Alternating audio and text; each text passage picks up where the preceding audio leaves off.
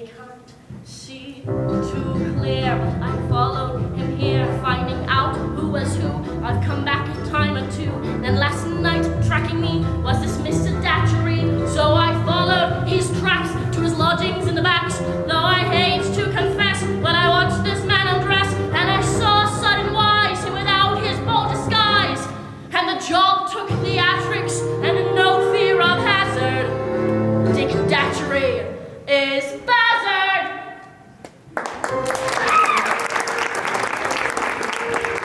Yes, it is I gladly reveal my joy in telling all I cannot conceal.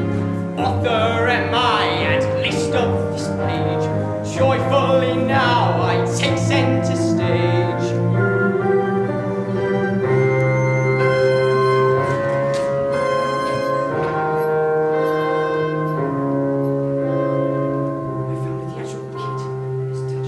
I did my bit, so to clear Neville's name I confess to my shame, 'twas for vanity too, I admit. So I followed John just behind low, found the tendency descends to below, and when Alpha came here 'twas immediately clear my suspicions were quite apropos. So I crept in the lodgings of Jasper, dressed in that wig, what a sight! There I found Rosebud's clasp, mother's she gave through that night, going out on a limerick, out on a limerick, out on a limerick.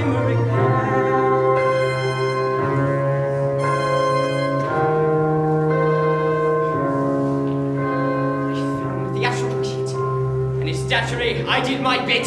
So to clear Neville's name, I confess to my shame, 'twas for vanity too, I admit. I followed John just behind low, from the dens he descends to below, and when Puffer came here, 'twas immediately clear, my suspicions were quite apropos. So I crept in the lodgings of Jasper, dressed in that wig, what a sight! There I found Rosebud's clasp, her mother she gave through that night. Jasper took it from Ned after hurling him dead, toward the wee river bed, I suppose.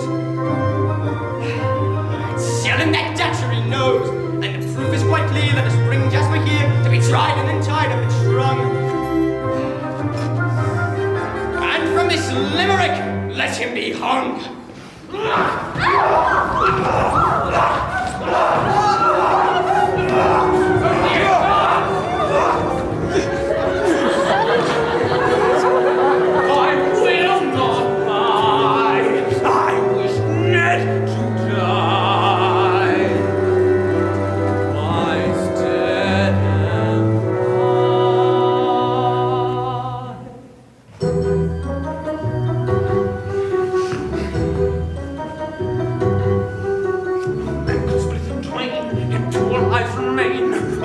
Who can conceal the venom on his brain? But if he calls upon the pause and madness of him smoke supplies, why this great surprise? There are too many in me, and coming right is he, who hides himself, resides himself where I've no eyes to see.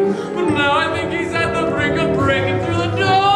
I'm in, he's out, I'm out, he's free, I'm free, I'm me once more. How many times I killed the Drood upon my fight? The flag that burns, the smoke presumption of his rise. His right is air, his right to share my Rosa's bed. It took no smoke for me to picture Edwin dead. That night I poured myself a flask of laudanum, and as a toot to Ned and Neville I drank some. That's when my greatest flight of fancy did take place. I saw my hands outstretched toward Edwin's pale white face. I saw my fingers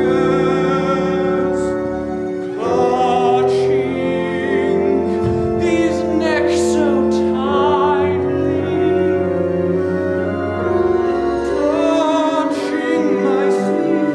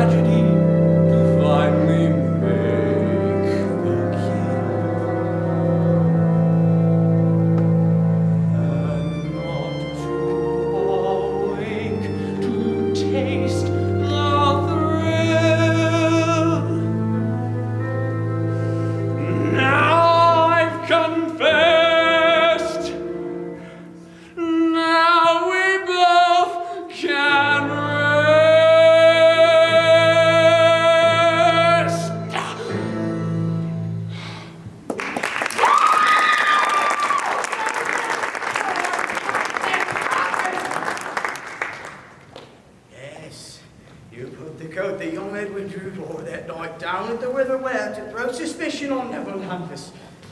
You're a bad one, Jasper, when the evil one's inside you. But you're no murderer. You didn't kill Edwin Drood. Doubtless, are you trying to tell me that John Jasper did not kill his nephew? Exactly, your lordship, sir. It was a wild night that Christmas Eve, as you'll remember, and I sought shelter near Mr. Jasper's door. And suddenly, I saw one amongst you throttle Edwin Drood. And a convenient flash of lightning, I saw who it was. And that was quite a long speech, Bill. Do you think I can have a quick little walk? Turtles! Right. Suddenly I see John Jasper stagger out of his own home under the influence of potent medicine. When suddenly he collapses! And he gets up and he picks up young Edwin Drood, carries him into the cathedral, down into the crypt, depositing the body right in Miss Sapsey's tomb. What? See, I told you there was plenty of room in there. But Doubtless, you must tell us. Who killed Edwin Drood? Lord love me, it was Rosa!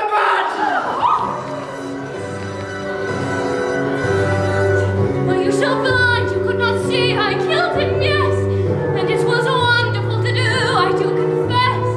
To have it done, to do him in, to see it through.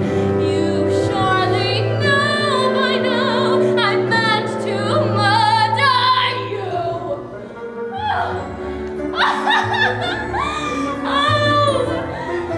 But you were so blind, it's not to know your mind, it's not a technique compliment to claim you meant as kind, to feel myself unrolled and pop with every movement of your eyes. I would realize a child can go quite mad and not know good from bad, and calmly plan to kill a man and feel but don't be glad, to rid herself, to bid herself a murderous goodbye. Not Edwin, who I stood, but you! I meant for you to die. The night was far from bright, thick with light thunder. Thatching bell, the spats from hell, is it yet to wonder? Could not see the arms of me stretched out with scarf in hand. Saw you come and tied that throat just like a deadly wedding band. Oh, so long a time they thought that I'm imprisoned or quite naive, but I believe this pain my brain far tortured than they might conceive. With these late additions I have now revealed murderous admissions hitherto concealed. Damn you all, I say, no coming from bad. Man is meant to this, no good can come from bad, no good can come from bad. Oh.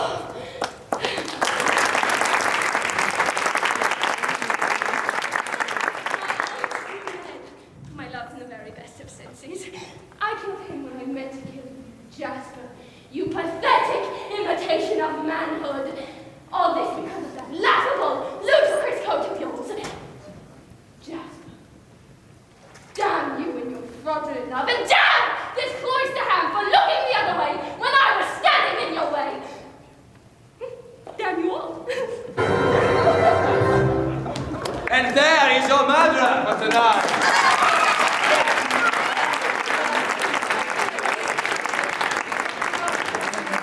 But surely we are entitled to a happy ending. Yes, we all have need for love in our lives, romance, or this late in the evening, any reasonable facsimile does. And so, I leave it to you to answer one final question. Who will be? No, sir. That was scheduled for earlier in the program. Yes. Ladies. Who will be our lovers this evening? Yes. But see that, on my dish side, we have the lovely Miss Helena Landis and the serviceable Princess Mum. So, don't deny it. And so, by all means, let us proceed with another vote of clap. Yes. So please. A little bit too much fun with this, aren't you, Bill? Always. All votes for Helena Landis. Yeah!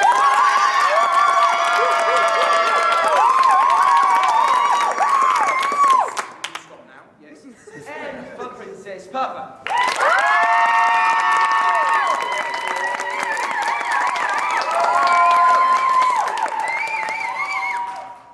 I agree. I actually think it's Helena. Oh, thank By you.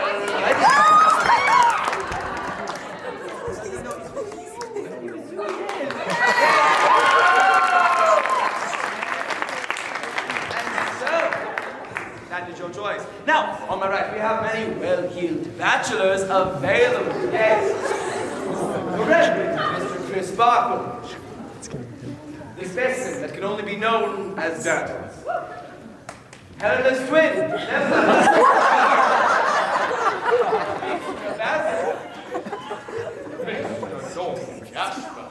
And Deputy.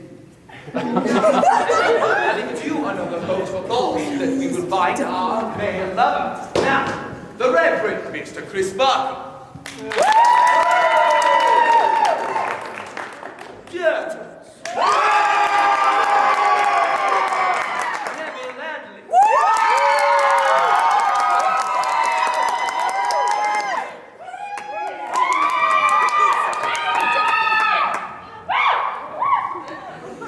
John Jasper.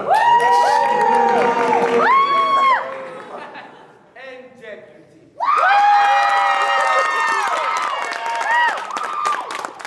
I think this comes down to Neville Landley and Deputy.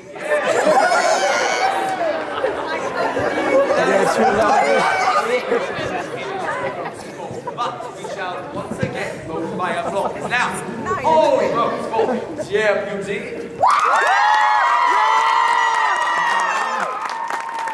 And Neville Landley.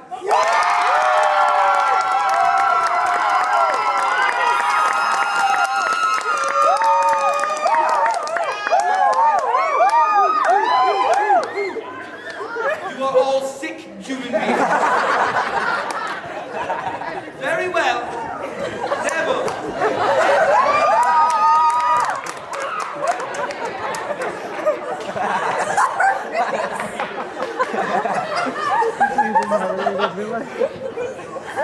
So, that's your choice and we're stuck with it. A gentle reprise, if you will, Mr. Purcell. I feel that we are about to have a love song. The diversity of nature and of this audience has caused me to become incestuously drawn to you. You think you could learn to love me like a brother? Helena, I am your brother. Well, I suppose you must give this depraved English clique what they desire. You wicked bastard!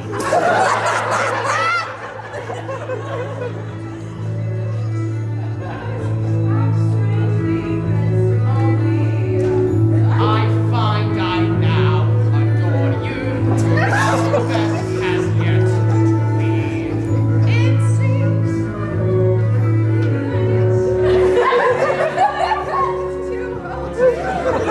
Fate will itself.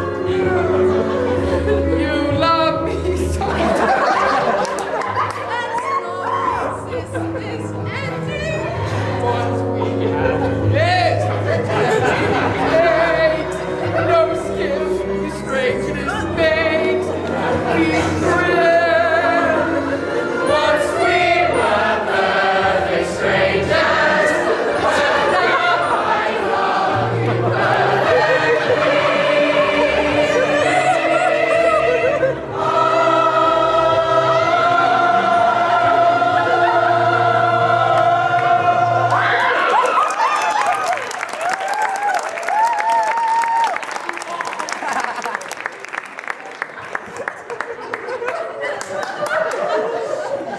Those are your lovers for this evening.